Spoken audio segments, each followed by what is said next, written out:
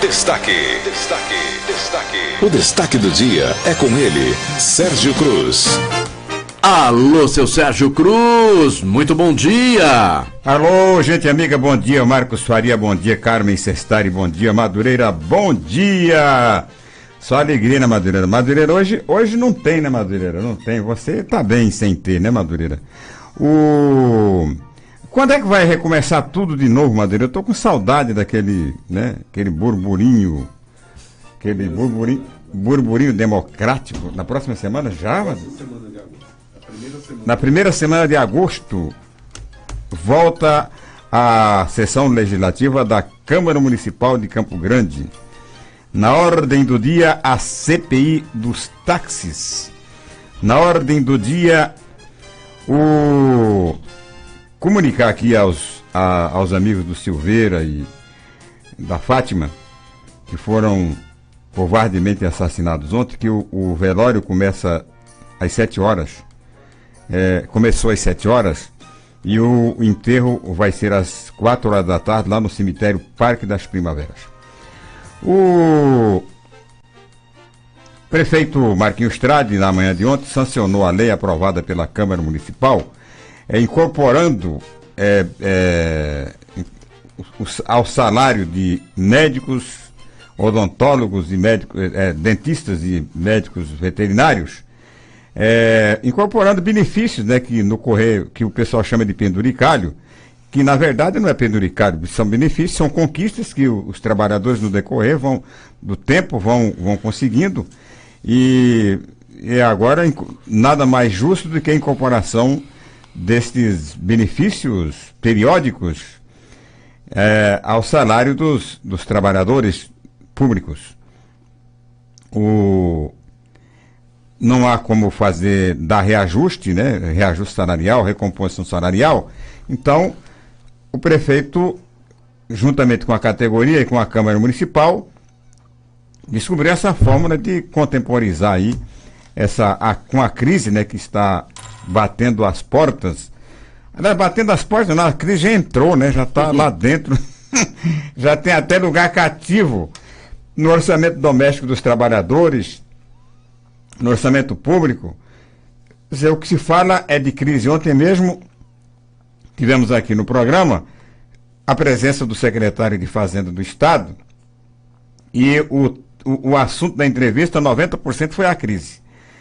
Com relação à lei sancionada ontem, eu vou ler aqui rapidinho as declarações feitas pelo Maurício Ortiz, que é do sindicato, diretor administrativo do Sindicato dos Médicos de Mato Grosso do Sul. É interessante registrar isso. Abre aspas, não tivemos de fato esse diálogo franco e direto com as administrações anteriores. Esse, sem dúvida, é um diferencial positivo da atual gestão. Somos conhecedores da situação política, financeira e econômica do país e enxergamos a preocupação dessa gestão com a saúde e isso nos deixa contentes. Campo Grande está entendendo esse momento e essa postura de tranquilidade e responsabilidade do prefeito para lidar com tudo isso, nos dá segurança para acreditar nos avanços daqui para frente. Fecha aspas.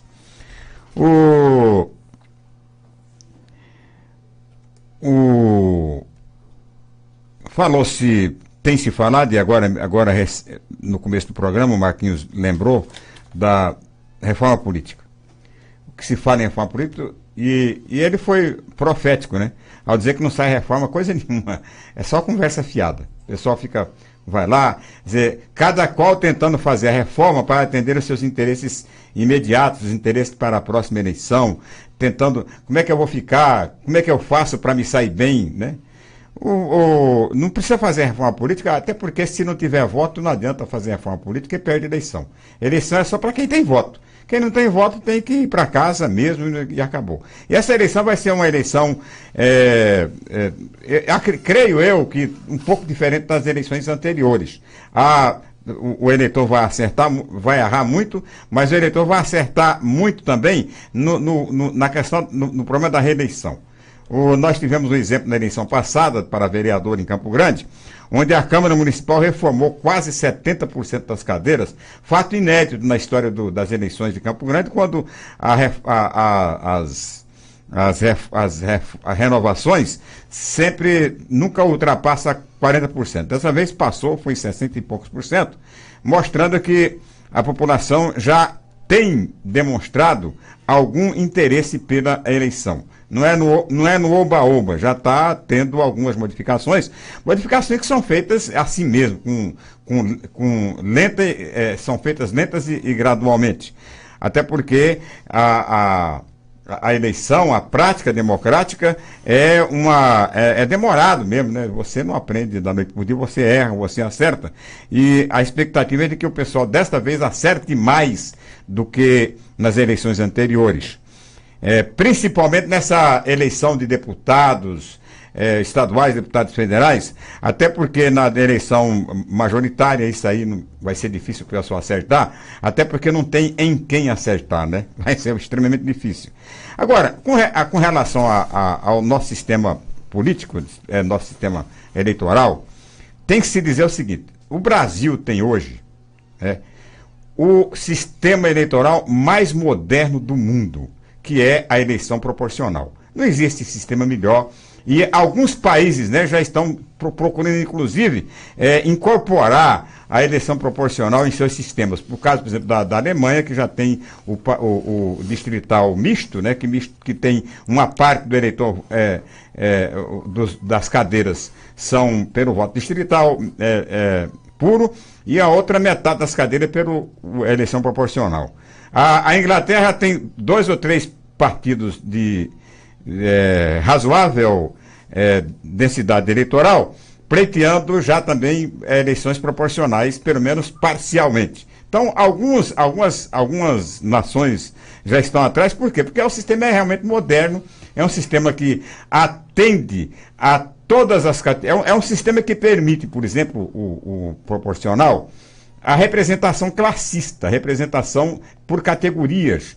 Você vai eleger um professor, você não elege nunca um professor para representar a sua categoria no voto distrital, até porque o distrital é voto majoritário. Então você teria que montuar todos os professores num distrito para eleger um representante. Então o voto proporcional é realmente o mais moderno do mundo. Qualquer cientista político sabe disso, e é em cima dessas informações que as pessoas devem buscar subsídios para fazer reforma. O que precisa mudar no Brasil são algumas coisas, né, alguma atualização nesse processo de eleição proporcional.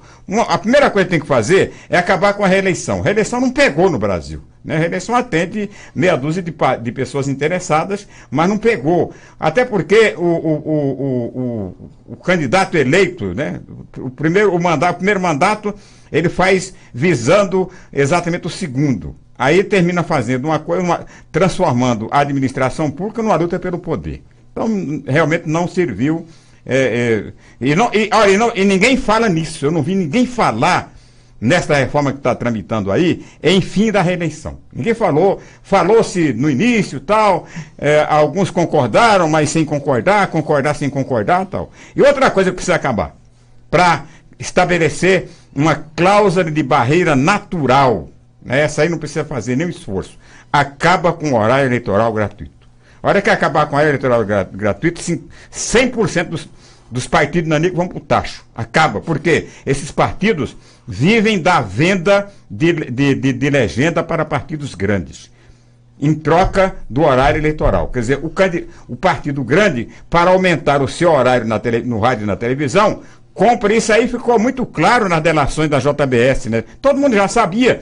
Mas as declarações da JBS mostraram bem: compra de partido, legenda, para apoiar a candidatura da Dilma, para apoiar a candidatura do Aécio. Quer dizer, os partidos grandes comprando os partidos pequenos. Então, na hora que você acabar com o horário eleitoral gratuito, gente, nós temos que acabar com essa síndrome do vira-lata nas eleições do Brasil, que tem que favorecer. Tem que entender o seguinte: o Brasil é um país capitalista. sobrevive aqui na política o partido que tem estrutura. O partido tem que ter estrutura formada pelos seus próprios membros. Quer dizer, quanto menor o número de partidos, mais membros ele tem para sustentar o partido. O partido não precisa ficar sendo sustentado pelo governo, não. Tem que acabar com esse negócio de fundo partidário. O fundo partidário tem que ser mantido pelos próprios filiados do partido, como é um time de futebol, né? Os torcedores é que mantém, né, que mantém o time e tal, vão assistir o jogo, pagam a entrada, assim que tem que ser o partido. Então, a gente vive numa república democrática capitalista, que tem que fazer disso aqui, socializar a eleição para permitir que quem não tem menor condição sobreviva, aí é um absurdo. Então, você vai fazer, acaba com o horário eleitoral gratuito, acaba com o tal de fundo partidário, que seja destinado o fundo partidário à justiça para que ela se aprimore a sua luta contra a fraude, e cada partido sobreviva dentro das suas próprias possibilidades, sem que a gente tenha que financiar partido, e acaba com esse negócio de horário eleitoral gratuito, né? Cada partido que quiser fazer propaganda, que pague o rádio e a televisão para fazer a sua propaganda.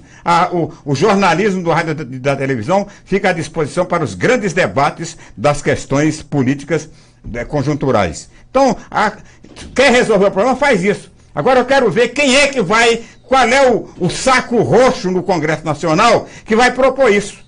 Eu não vi até agora. Todo mundo defende horário eleitoral gratuito, todo mundo defende reeleição, e fica aí nessa lista fechada, nessas bobagens, né, que terminam não sendo aprovadas, e a coisa fica como está, para ver como é que fica. O governo vai aumentar os impostos, né? PIS, COFINS, combustíveis, né? Já estou ouvindo aí o Henrique Meirelles falando tal. Eu estou falando isso porque no início do governo do Temer e no final do governo da Dilma, eu falei aqui da CPMF, né? Foi como se eu tivesse jogado uma pedra no Satanás. Né? Todo mundo vem em cima, não pode criar imposto, aumentar imposto, já pagamos imposto demais. Se na época em que a presidente Dilma defendia a CPMF, se o senhor Michel Temer tivesse decretado a CPMF quando ele entrou no governo, já teria solucionado o problema financeiro do país e não precisava aumentar imposto. Agora, pessoal, Sérgio Cruz, mas criar mais imposto, sim. Por que não faz isso? Por que não reduz o salário dos deputados? Por que não diminui não sei o quê e tal? Isso é tudo muito bonito. Agora, o problema no Brasil é que você só resolve através de imposto.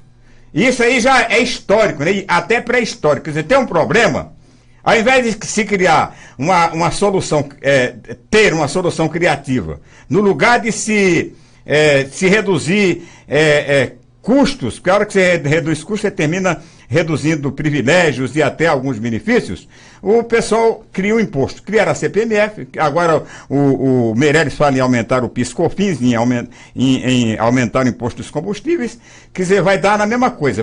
Se tivesse criado a CPMF naquela época, já estava resolvido o problema. Agora, o problema no Brasil, gente, é que ninguém quer perder privilégio, ninguém quer perder benefício. Por que a professora que está reclamando aí dos 50% da tarefa aí para ir para o interior e tal, por que ela está reclamando? Porque ela tem toda a razão de reclamar. Por que não reduz o subsídio do deputado federal, do deputado estadual, do vereador? Por que não corta em 50%, né, o número de assessores que tem, por exemplo, o deputado federal, o deputado estadual? Por que vai cortar da professorinha aqui? Por que eu tenho que admitir que corte o meu aliás, que corte da Carmen Sestari e não corte o meu? Entendeu? Então, ninguém aceita, né? O deputado não aceita cortar o dele, o vereador não aceita cortar o dele, o ministro não aceita cortar o dele, o juiz não aceita, o promotor não aceita, o desembargador não aceita, ninguém aceita. Por que a professorinha vai ter que aceitar? Então, aí vem, bom, como ninguém aceita, vamos contornar a situação criando mais um imposto. E o imposto que mais irrita, principalmente quem tem mais dinheiro, é o tal da CPMF, porque a CPMF é o imposto insonegável. Quer dizer, ninguém pode sonegar a CPMF. Os outros, o pessoal dá um jeito, mas a CPMF comprovadamente é o imposto que não foi sonegado. Falei e tá falado.